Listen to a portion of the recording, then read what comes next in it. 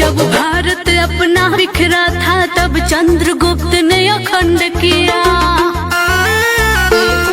फिर अपनी कलम के दम पे उसे भीमराव ने बुलंद किया। जब भारत अपना बिखरा था तब चंद्रगुप्त ने अखंड किया, फिर अपनी कलम के दम पे उसे भीमराव ने बुलंद किया। उस देश के कुर्सी पे अब तो ऐसा ठग है बैठा, उस देश के कुर्सी पे अब तो ऐसा ठग है बैठा, जो देश को ऐसे बेच रहा कि नाम पड़ा विक्रेता। वो चाय बेचते बेचते अब बन गया देश विक्रेता। आया देश विक्रेता, देखो आया देश विक्रेता, आया देश विक्रेता, देखो आया देश विक्रेता।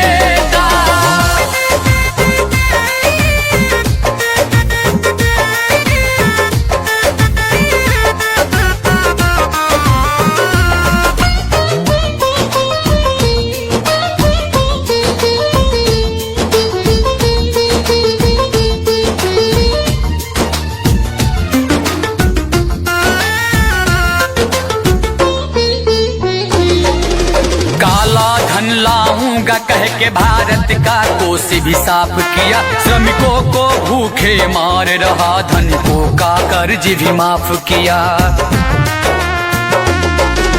काला धन लाऊंगा कह के भारत का कोष भी साफ किया, श्रमिकों को भूखे मार रहा, धनिकों का कर्ज भी माफ किया, धनिकों का कर्ज भी माफ किया, धनिकों का कर्ज भी माफ किया।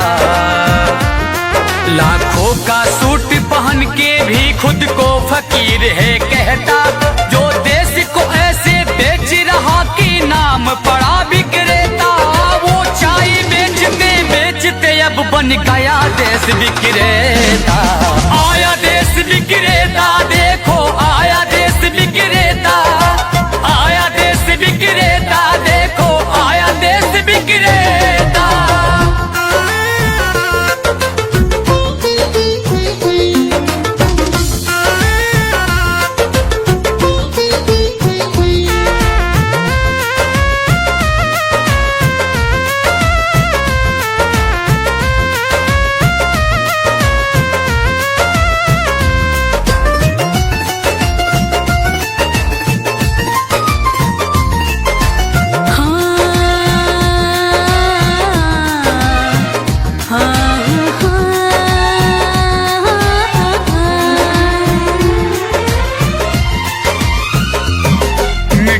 तो उसके जूते का कैसा है स्वाद बताती है, जब जब चुनाव हो तब उसको माँ की याद आती है।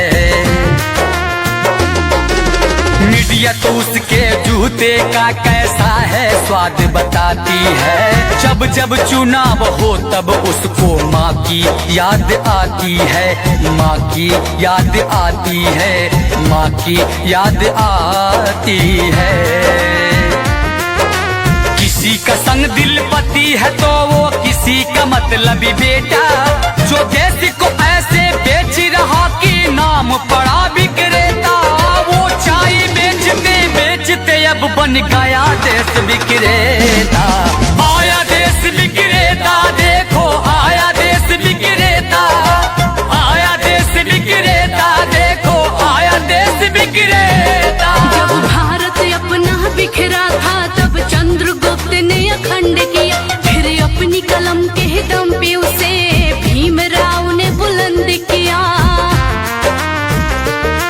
उस देश के कुर्सी पे अब तो ऐसा ठग है बैठा, उस देश के कुर्सी पे अब तो ऐसा ठग है बैठा, जो देश को ऐसे बेच रहा कि नाम पड़ा विक्रेता।